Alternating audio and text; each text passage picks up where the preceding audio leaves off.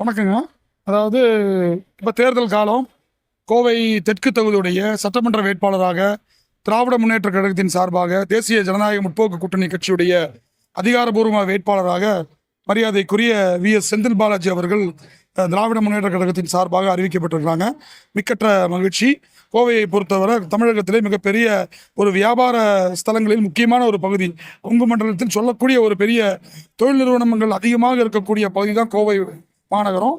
அந்த கோவை மாநகரத்தில் மிக முக்கியமான ஒரு தொகுதி தான் தெற்கு தொகுதி. அந்த தெற்கு தொகுதியில் மரியாதைக்குரிய செந்தில் பாலாஜி அவர்கள் வேட்பாளராக அறிவிக்கப்பட்டது கோவை மக்களுக்கு மிக மகிழ்ச்சியாக இருக்கும். கண்டிப்பாக அவர் பெருவாரியான வாக்கு வித்தியாசத்தில் இங்கே ஜெயிப்பாருங்கிற அந்த தகவலை நம்ம சொல்லிக்கிறோம்.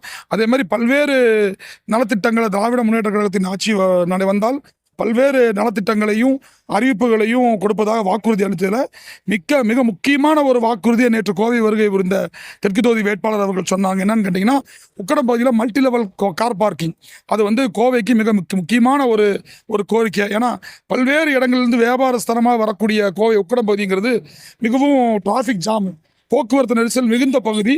அந்த போக்குவரத்து நெரிசலுக்கு மிக முக்கியமாக இருக்கிறது கார் பார்க்கிங்கும் டூ வீலர் பார்க்கிங் இல்லாதது தான். அதை அவர் மெயினான ஒரு கோரிக்கையை மனதில் எடுத்துக்கொண்டு நான் ஆட்சியை பொறுப்பேற்ற உடனேயே, அமைச்சரான உடனேயே முதல் கையெழுத்தாக இந்த மல்டி லெவல் கார் பார்க்கிங் வரும்னு சொன்னதில் மிகவும் மகிழ்ச்சி அடைகிறோம். கண்டிப்பாக அவர் வருவார், வாக்குறுதி நிறைவேற்றுவார்.